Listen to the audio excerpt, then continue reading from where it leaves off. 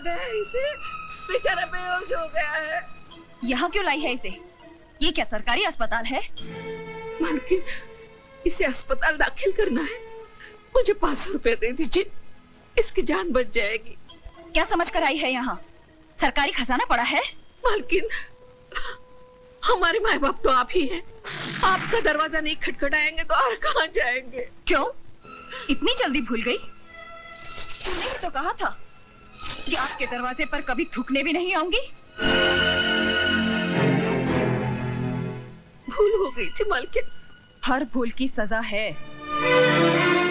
मैं तेरे इस बच्चे की जान बचा लूंगी अगर तू मेरी चौखट पर थूक कर चाटेगी तो।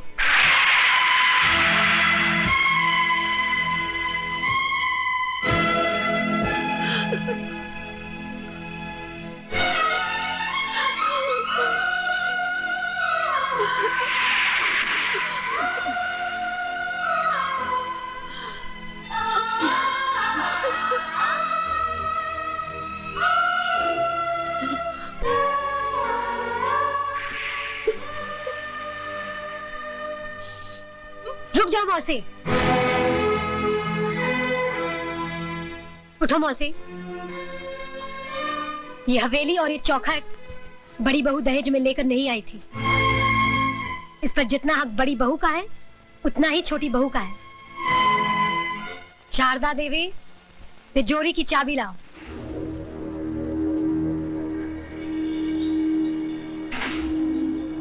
चाबी लाओ बड़ी बहू।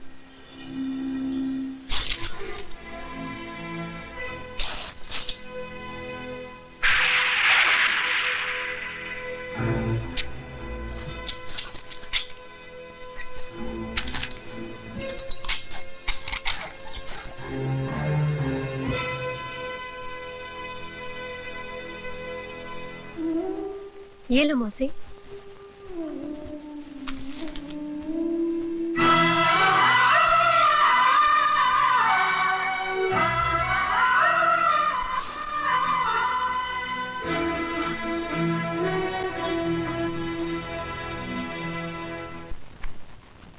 ये लड़की है कि फूलन देवी?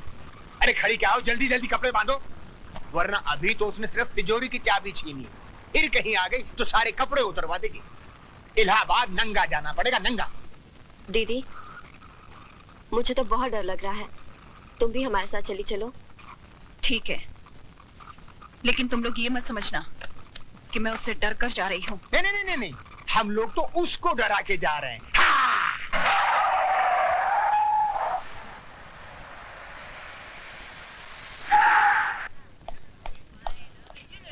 भाभी, ये अचानक क्या हो गया? कहाँ जा रहे हैं आप लोग? मिस्टर राज, तुम्हारी भाभी अपनी मर्जी से नहीं जा रही, उनको घर से बाहर निकाला गया है। मैं कुछ समझा नहीं। रहने दो देवर जी। अगर माला को अपने घर की बहू बनाना ही था तो इतना सब ढकोसला क्यों किया?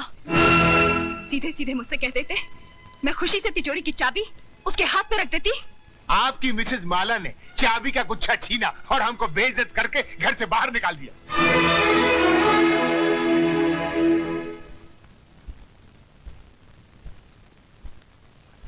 माला, माला!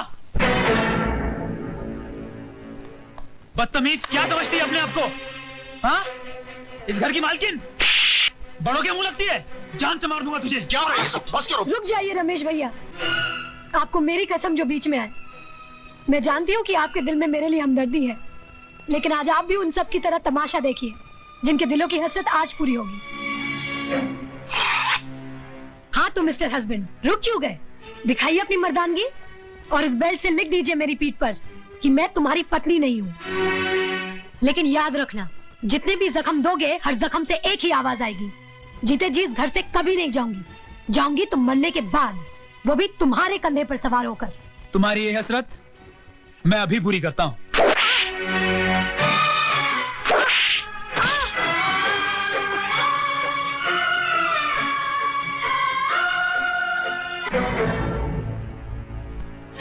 अगर तुम मेरी बेटी का सुहाग ना होता तो मेरे कदमों में माला की बजाय तेरा सर होता।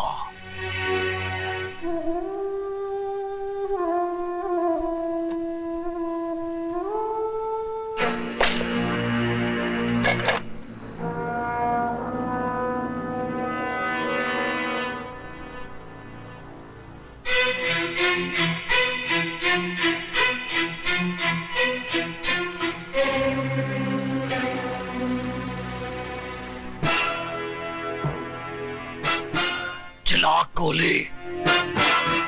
अगर तेरी माँ ने दूध पिलाया है तो चला गोली, चला गोली। मामा जी आप? मर गया तेरा मामा। मामा जी अगर डैडी को पता चला कि आपने मुझ पे हाथ उठाया है तो क्या कर लेगा तेरा बाप? नौकरी से निकाल देगा ना? निकाल दे नौकरी से। मामा जी आप अपनी औकात भूल रहे हैं। औकात मैं अपनी नहीं भूल रहा हूं, रिजर्व बैंक की औलाद। औकात तू अपनी भूल रहा है, तू। मामा तुम सठिया गए हो। मैं अभी डैडी को फोन करता हूँ, वो तुम्हारी ऐसी खबर लेंगे। अरे तेरे बाप में अगर दम होता तो पीठ दिखाकर लंदन नहीं भागता। वो जानता था कि वो हार गया है। वो अपनी दौलत से हिंदुस्तान के कानून को नहीं खरीद पाया, इसलिए सर पर पैर रखकर यहां से रफू चक्कर हो गया। बहुत हो गया मामा जी। अगर अब आप 1 मिनट में इस हवेली से दफा नहीं हुए तो पुलिस को बुलाकर यहाँ से धक्के मारकर निकलवा दूंगी। तो फिर देर किस बात की है बहू? बुलाओ, पुलिस को बुलाओ। हम भी देखते हैं कि कौन इस हवेली के बाहर जाता है और कौन जेल के अंदर। ये जख्म देखते ही तुम्हारे हाथ में ये जो सोने के कड़े हैं ना, ये लोहे के कड़े हो जाएंगे। बाला की तरफ से गवाही मैं दूंगा कि हमारी बड़ी बहू ने अपनी छोटी बहन का टाका फिट करने के लिए अपने भाई के साथ मिलकर साजिश की और राज को उकसाया कि वो माला को अपनी जिंदगी से उठाकर बाहर फेंक दे। माय डियर सिस्टर, मैं इलाहाबाद चलता हूँ, बाबूजी वहाँ अकेले हैं। भैया मैं भी तुम्हारे साथ चलती हूँ। हाँ बेटर बेटर। देखा राज, जब जहाज डूबने लगता है तो सबसे पहले उसे चूहे छोड़कर भागते हैं। अरे पगले, इतनी प्यारी गुड़िया तेरी जिंदगी बनकर आई और तू इससे ठोकर मार रहा है। आओ बेटी। राज, जिस इंसान के तुझे पैर छूने चाहिए तूने उनका अपमान किया है। चल बेटे, माफी मांग, पैर छू और एक नई जिंदगी शुरू कर।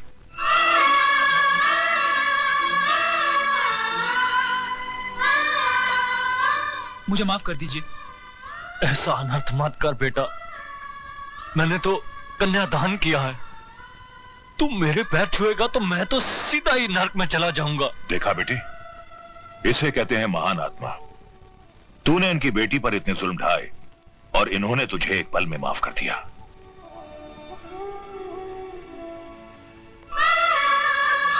बेटे, ये आंसू पोंछ डाल और अपने इस मामा के लिए थोड़ा सा मुस्कुरा दे। मुस्कुरा।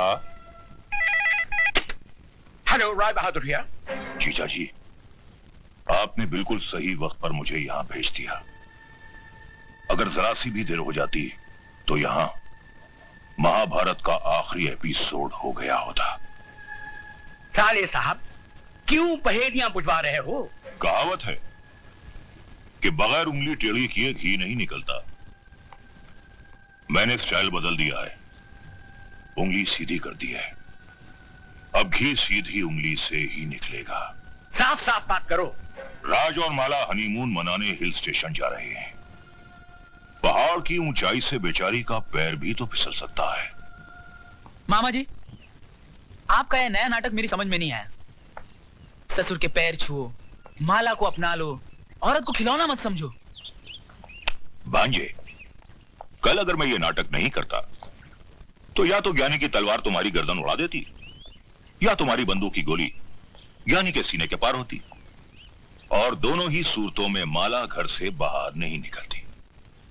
लेकिन अब माला घर से तो क्या, इस दुनिया से ही बाहर निकल जाएगी। वो कैसे? सुना है इस इलाके में इतने जहरीले सांप हैं कि जिसे डस ले वो पानी तक नहीं मांगता, और अगर गलती से कोई उनका जहर चूसने की कोशिश करे तो वो भी दम तोड़ देता है। कुछ समझा भांजे? जी मामा जी। Very good. तो फिर देर किस बात की? मेरे प्यारे भांजे, कल की सुबह तो होने दे।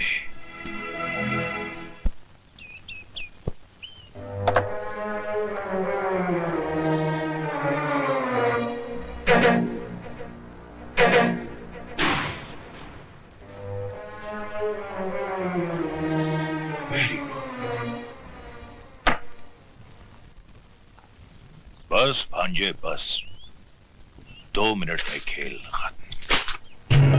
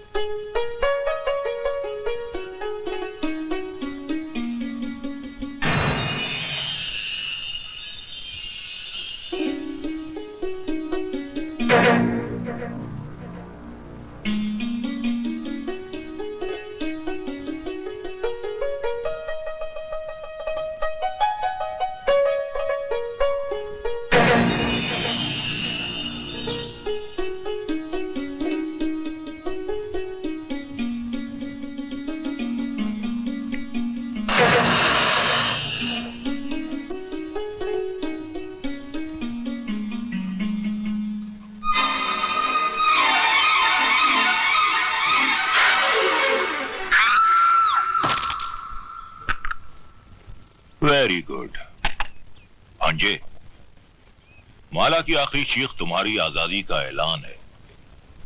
जाओ भांजे जाओ, अपनी कानूनी बीवी के आखिरी दर्शन कर लो।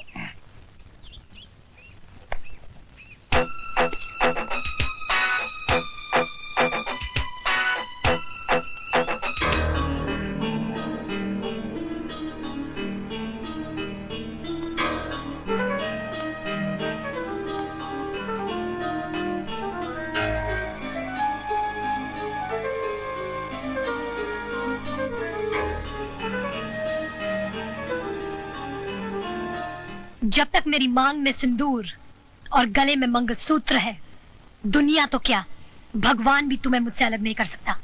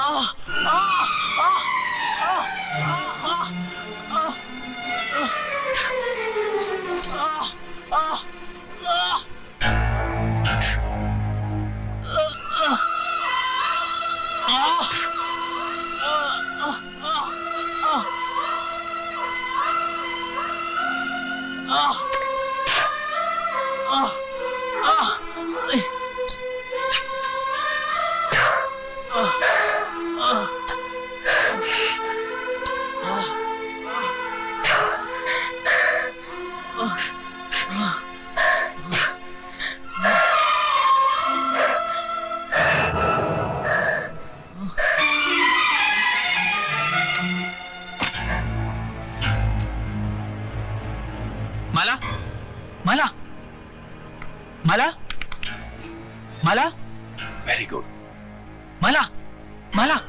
भांजे क्या बेवकूफी कर रहा है, मर जाने दे इसे।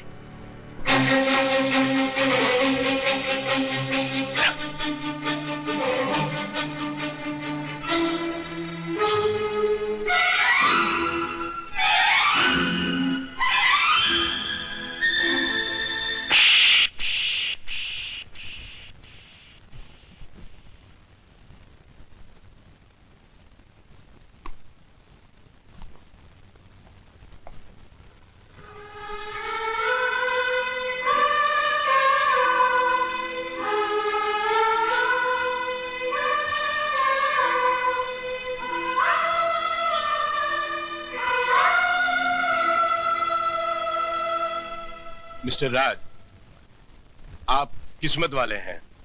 इतने जहरीले सांप का जहर चूसने के बाद भी आपकी पत्नी बच गई।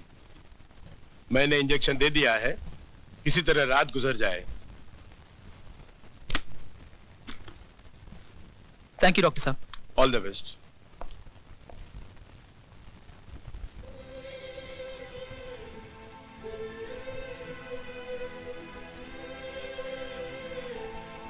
बहू में बाजी हार गया।